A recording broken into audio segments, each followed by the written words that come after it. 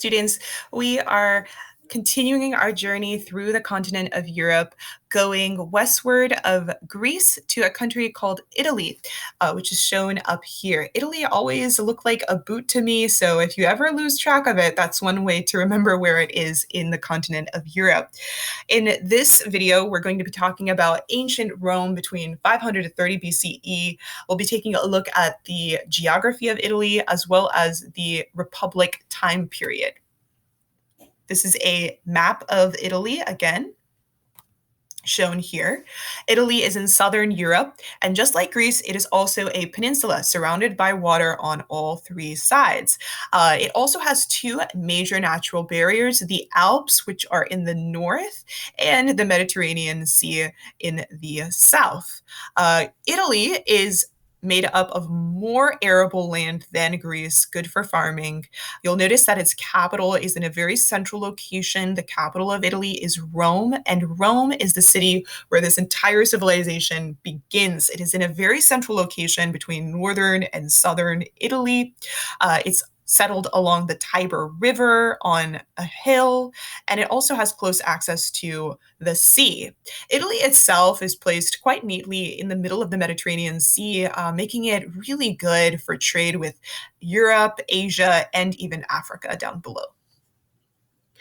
The Roman society during the Republic time period was made up of individuals who mainly spoke Latin and were part of two social classes called the orders. The upper class were patricians, wealthy landowners. Everybody else were plebeians. Now, citizens were men who were born in Rome, who were part of both of these social classes. Their duties were to pay taxes and owe military service. Now, the plebeians were upset that although they had the same duties as patricians, they didn't have as much participation in government. So they had a conflict that spanned 100 years called the Struggles of the Orders. This resulted in some plebeian families having the same ruling powers as the patricians. Women were not considered citizens. Their purpose was to marry well and manage their households. Now, wealthier women did have more rights, shown down below, and women in general were able to change their destiny, so to speak. An example of that is the Oppian Law, which tried to restrict how much money women could have. As a result of this law, women of all social classes protested in the streets and were able to overturn the law. Slaves were also not considered citizens, and Romans obtained slaves in slave markets. These were people that were prisoners of wars, debtors, criminals, and they worked a variety of different jobs. They were not just farmers or servants. They also were professionals like accountants and teachers, and they could gain their freedom, but they were still seen as a lower social status.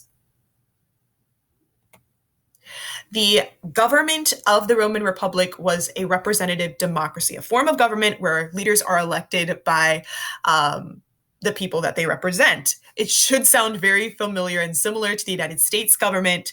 The Roman representative democracy had three branches: the Senate, assemblies, and consuls. Each of these branches had a specific job, and they were supposed to check the other. The two consuls were the executive branch, and they had a special power called the veto. The veto could stop laws from being passed. The Roman representative democracy also created a law code called the 12 Tables to protect and establish citizens' rights. Take a look at this infographic. It will show you the three branches as well as the legal code and some similarities between the Roman Republic and the United States. Now, just to summarize everything, the Roman Republican period was the first period in Roman history. It covered 470 years. They had a representative democracy. They were focused on expanding out of their city of Rome throughout Italy, Europe, Asia, and Africa through continuous warfare. You'll notice that there were multiple wars that were fought. We'll be covering those wars in our next class on the Punic